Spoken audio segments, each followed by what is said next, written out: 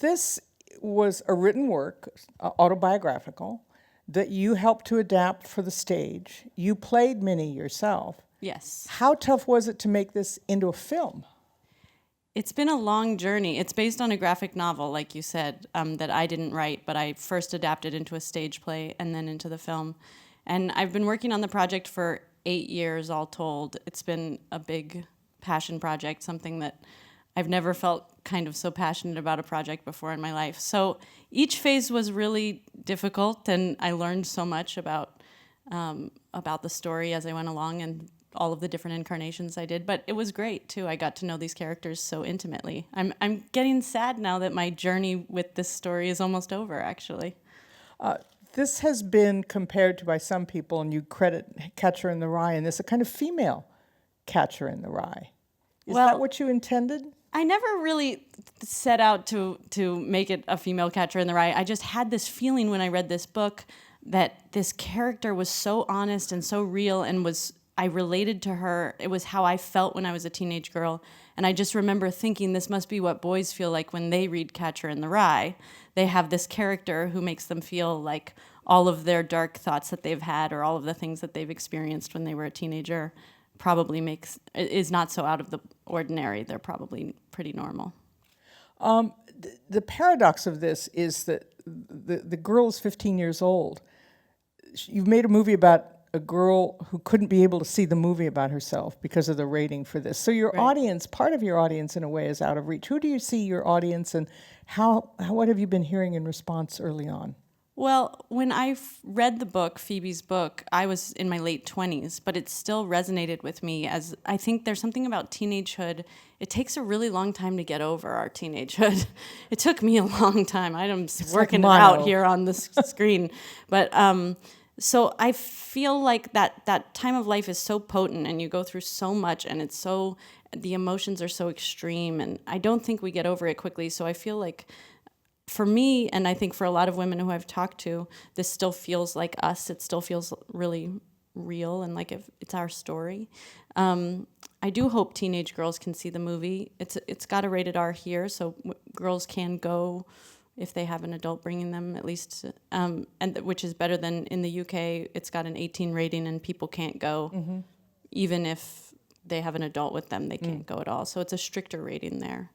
But I hope it's a movie that's not just for women, too, that men can see themselves in and relate to this female protagonist. I've been relating to male protagonists for my whole life, so. Because that's kind of all that was on offer. Yeah.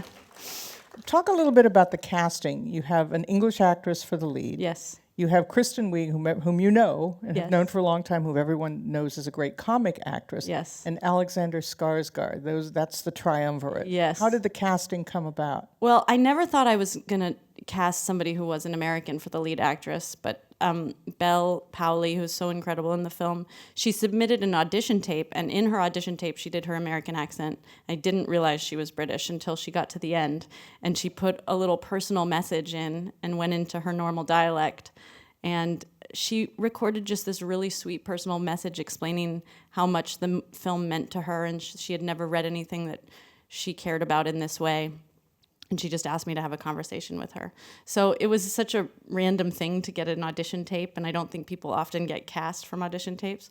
But it was so compelling, and she was so good that we started a Skype relationship, and then eventually I got her to New York, and I had her and Alexander sit down in a room, and we worked on a couple scenes, and their chemistry was so right that then that's how that came together.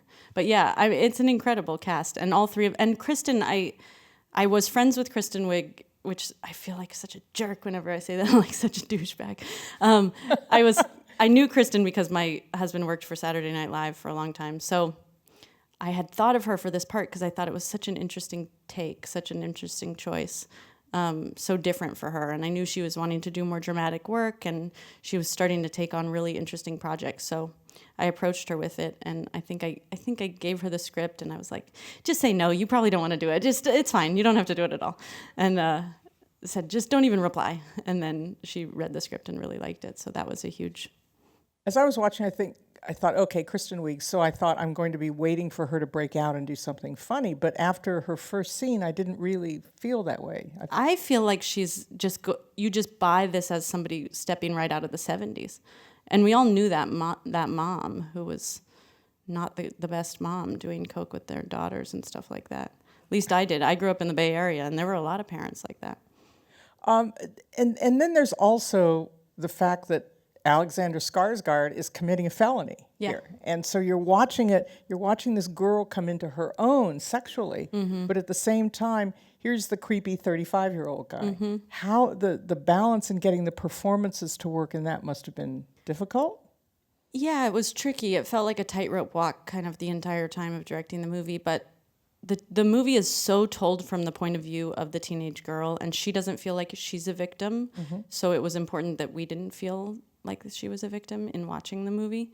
And so that kind of became this guiding force through everything, was where is she emotionally and how does that guide how we feel at every scene? So we talked a lot about Alex's character sort of being like a big 15-year-old himself, and Kristen's character as well, that sort of everyone in the movie is 15 emotionally, and they're all searching and they're all trying to become better.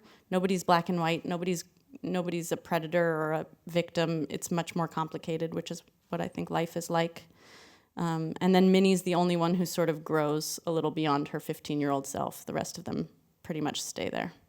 What was interesting how you navigated that, because here are these scenes of very intense, hardcore sexuality, and yet in the next minute, you kind of recognize your teenage self with your first boyfriend doodling Mrs. John Smith in the margin of your notebooks.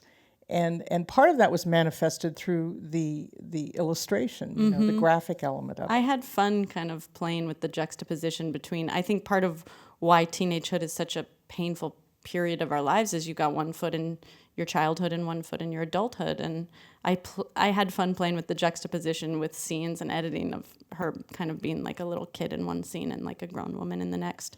Because I do think that oscillation is what teenagehood is all about. Talk about the animation a little and how that it had to have come from the graphic novel, but how did it work for the screen? It had kind of a Peter Max quality to it. So the book is written more like a hybrid. It's not a traditional graphic novel. It's written like a diary with diary entries, and then it has graphic novel sections, comic book sections, and then it has full page illustrations. So I kind of used that as an inspiration to make the movie have a hybrid quality. And the idea was the 70s underground comic book movement and basing all of the drawings and the animation, because it's what Minnie would have been excited about and drawing, on Arkrum and Aileen Kaminsky and Didi Glitz and all of these really interesting comic book artists that were coming out of San Francisco at the time. So I wanted the animation to be really tactile and feel hand-drawn. It was all drawn on paper. I had one animator who was really inspired by the 70s in her own work, who hand-drew every frame of animation. So it's hard to find, actually, animators who do that kind of animation these days. And I just found the perfect person, and she